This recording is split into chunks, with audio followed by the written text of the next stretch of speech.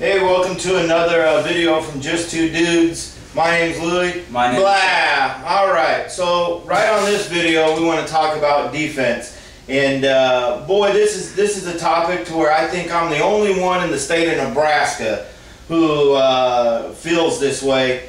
How do you replace Ndamukong Suh? First of all, you don't. I don't think anywhere in the country you'll find anybody in the last 30-40 years that can replace this kid. What a monster year he had. Basically, you just have to learn to appreciate it. Forget all this talk about where Bo's saying the defense is going to be better than last year. He's going to disagree. I don't care. The defense isn't going to be better. The defense is going to give up 4 to 5 more points a game, maybe even a touchdown more than they did last year. But I'm not worried about that because I think our offense is going to cover that. Now, what do you think about that? Well, I don't think the defense is going to be better just for the fact we really don't have a for sure All-American candidate. Jared Crick, well, sorry, Prince Amukamara is our only one, but on the defensive line is where I'm getting at here. But here's my thing about the defense this year. Last year, me and you always talked about how are these guys playing this good when they're on the field 80, 85 snaps a game. Oh my gosh. I mean, and sometimes high 30s, sometimes even low more. 40s in minutes. Yeah, you know, it was ridiculous. But this year, if the offense moves the ball, if the offense can if they can control the clock, which is what Sean Watson has always tried to do, and he's normally very good besides last year, I think the defense has a chance to be better. I disagree with you on the 5 points drop-off. The defense will not be better. The team could be better because the offense is going to pick up the slack from the defense. That's what I'm saying. That's what I'm saying. The defense statistically, I don't think won't be that much of a drop-off. But in an overall group, yeah, the defense will not be as good. Yeah, but I think their yardage is going to go up and the points allowed is going to go up. Right, but I still think overall our defense is going to be one of the best in the country. I still think it's going to be a top 10 defense, just based on the fact they won't be on the field as much. They'll be fresh. The DBs won't get as tired chasing all those receivers around in the spread offenses of the Big 12. Especially against teams like Missouri. But see, I think they will, because last year, even if they were on the field, let's say in a 60-minute game, the defense was on the field for 37 minutes of a game. Right.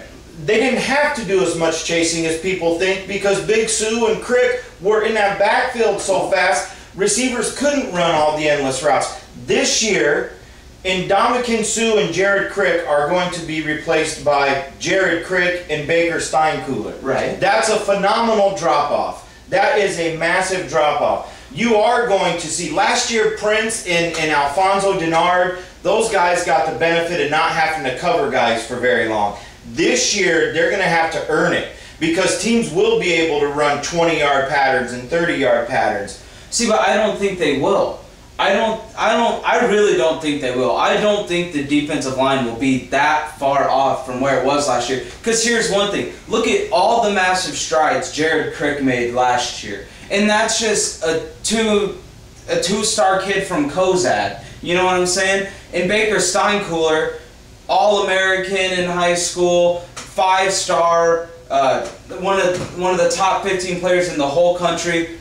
I think he's able to make just the same amount of strides, and then I think our defensive end play, especially in passing situations, are going to get such a better pass rush because I think Cameron Meredith, even though he's young, is an instant upgrade from Barry Turner, and I think you'd agree with that. I think especially in pass rush. But people have to realize what it does for you when you have the interior of your line collapsing pockets, taking Which away all running I still lanes. think they'll be able to do that, just not at the same level. Well, there you go.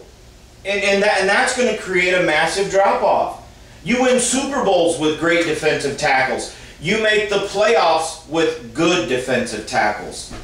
The great teams always have that interior guy that can't be moved. And I think the defense this year, I think you're going to see a pretty decent drop-off, but I think the offense is going to cover it. So I think as a whole the team will be better, but the defense won't be. And one other thing about making the defense better is replacing 4 people in my mind. And Dominican Sue, we kind of already covered that. Me and you both agreed that that can't be done. Mm-hmm. And then Matt O'Hanlon and Larry Asante, and along with Philip Dillard. Those 3 positions on that defense we need to fix now. People need to start showing up in fall camp, stepping up and assuming that role. If you can't replace Matt O'Hanlon and Larry Asante, just quit. Just go and schedule UNO, Kearney, Wayne State, Peru State. Those 2 kids benefited from such a freakish performance by our defensive line and really good coverage from the defensive backs and nickel backs and things like that. Which I'm in complete agreement with you on. It's just a matter of replace them, and I think we have people to replace Larry Asante is the biggest joke I've ever seen in my life. All Big 12, my butt. That guy cost us so much. So many stupid penalties, so many mistakes. That guy is crap.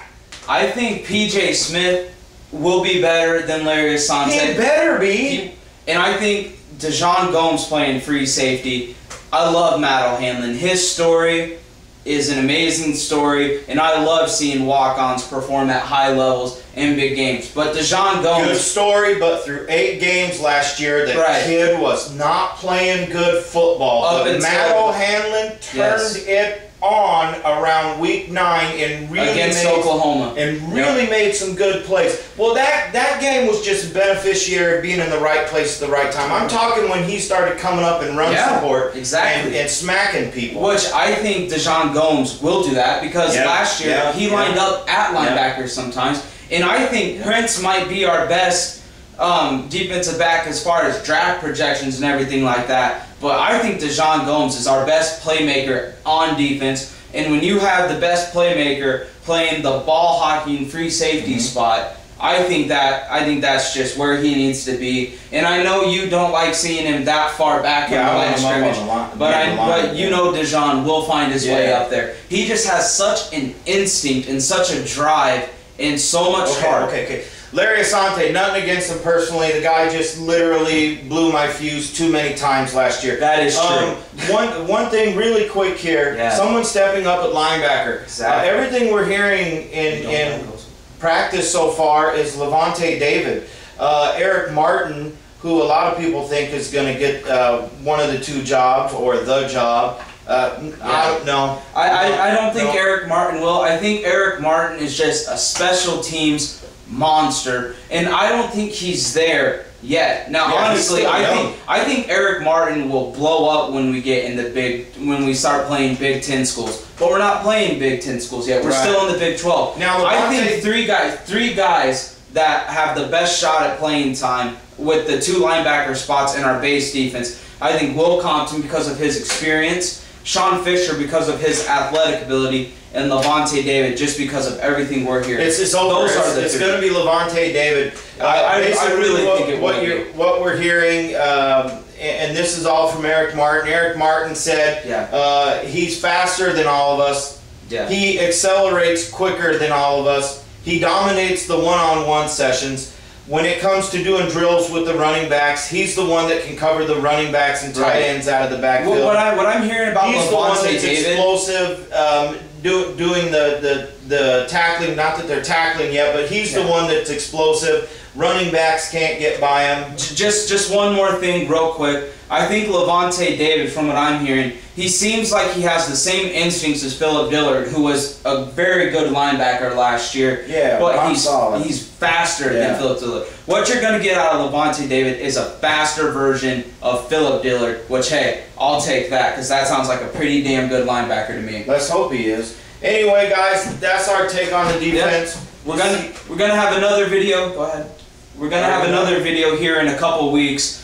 Just an update on the defense with fall camp, and then we're going to have another one. It's going to be a continuing series along with our quarterback race videos and our offense videos. See you guys later.